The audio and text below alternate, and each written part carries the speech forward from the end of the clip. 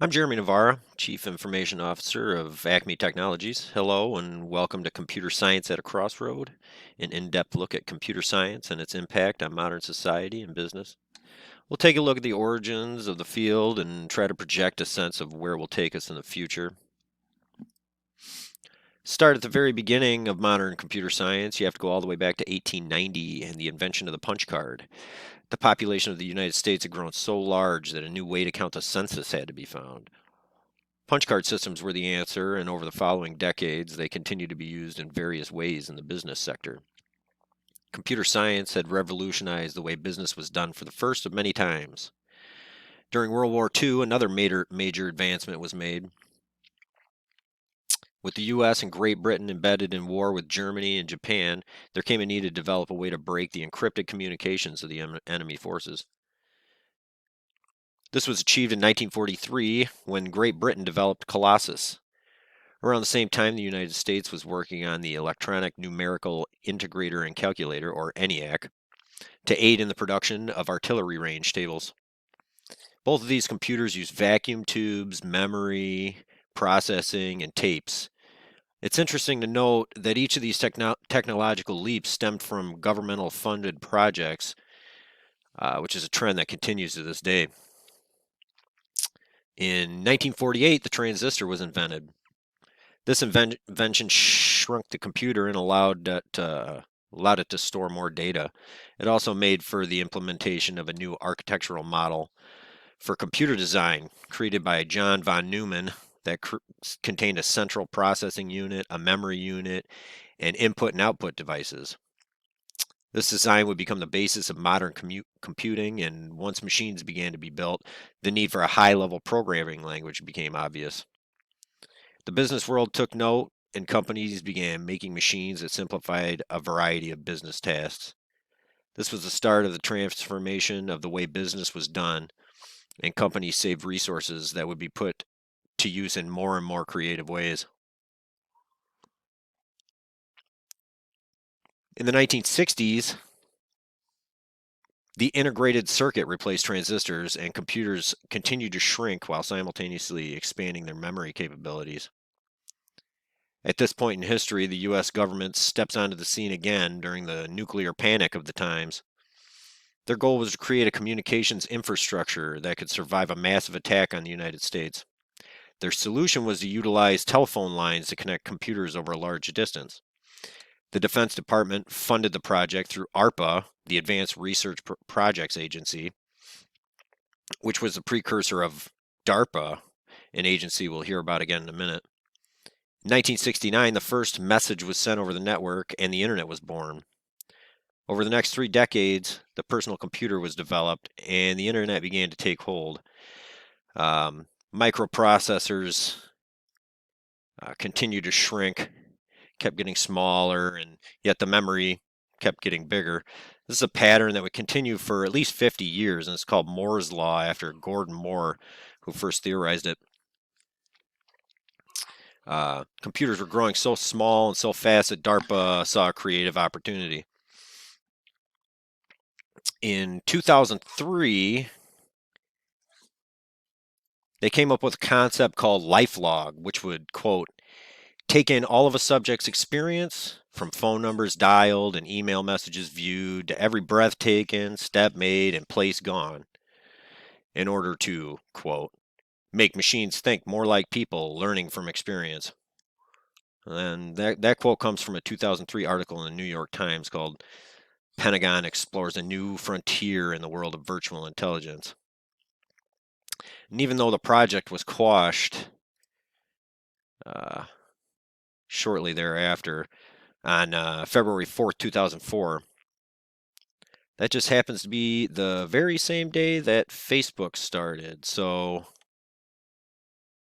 we get February 4th, 2004, first iteration of Facebook was born.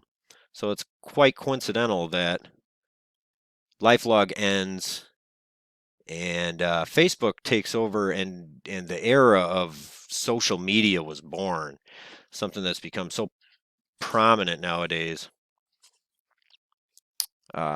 And in the years that followed, technology companies followed along that path of collecting data of all kinds, and artificial intelligence has made great strides.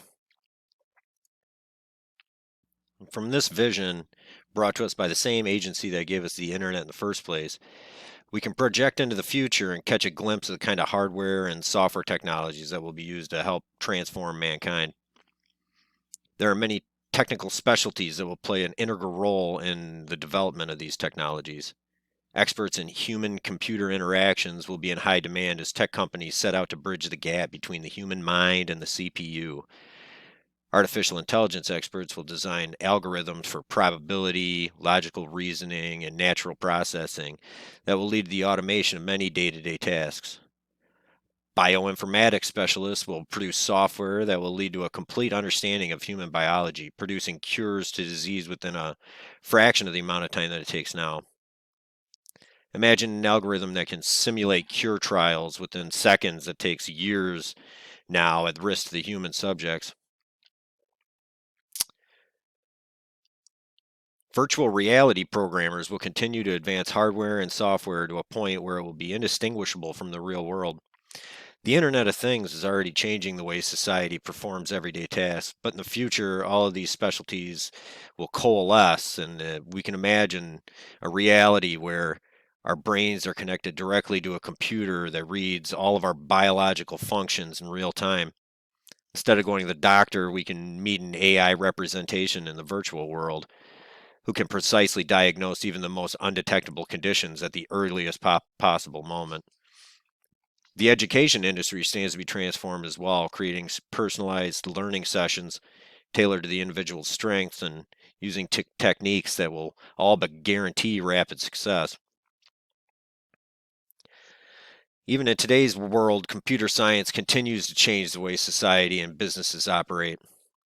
Professionals can hold meetings with a team of people who are spread out across the world, which is something that's become very important in the last couple of weeks with the coronavirus outbreak. Using the same technologies, people are connected with loved ones despite geographical distance. Automation continues to drastically improve the quality of life as it has for nearly a century now. Necessary tasks like growing and harvesting our food supply can be done efficiently by a few people and some farming equipment, as opposed to large teams of farmhands performing difficult labor from sunrise to sunset. As the world spends less time on necessities, creative growth thrives exponentially, and this is bound to continue barring any significant catastrophes, which leads me to some of the difficulties that we face today, as well as in the future. As the technological industry grows, the need for security grows as well, and new challenges are bound to surface. Organizations face security concerns from bad actors who seek money or trade secrets. Protecting data is a primary concern.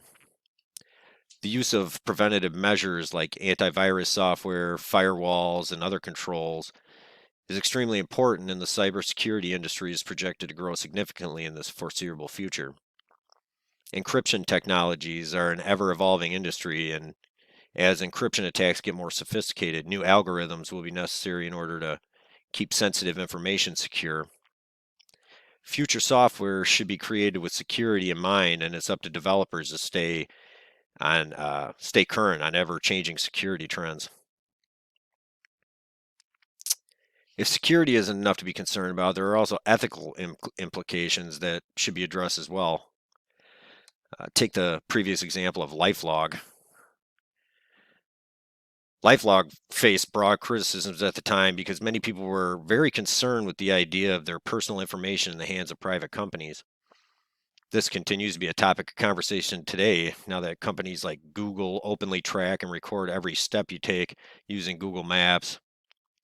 They can pinpoint the location of anyone with a smartphone, which is quickly reaching the point of being all-encompassing. Combine that with the concept of artificial intelligence goals, weapons advancements, and bioinformatics. Is it really a good idea to have all of this information stored on a database of a private company? Doesn't take much creativity to imagine what a malicious state actor might do with this data. Highly populated areas could be targeted with pinpoint accuracy to inflict the maximum amount of loss. These are the questions that we should be asking when we're thinking about security and ethical responsibility within the technology industry. This truly is a crossroads because if we aren't careful, we face some serious implications. We live in an age where reality can be defined not by what we see, hear, or experience, but by what information is brought to us over high speed internet. And we, as computer science professionals, have an important role to play. We live in interesting times indeed. Well, I want to thank everyone for joining me for this lesson in computer science at a crossroad. Stay safe, everyone.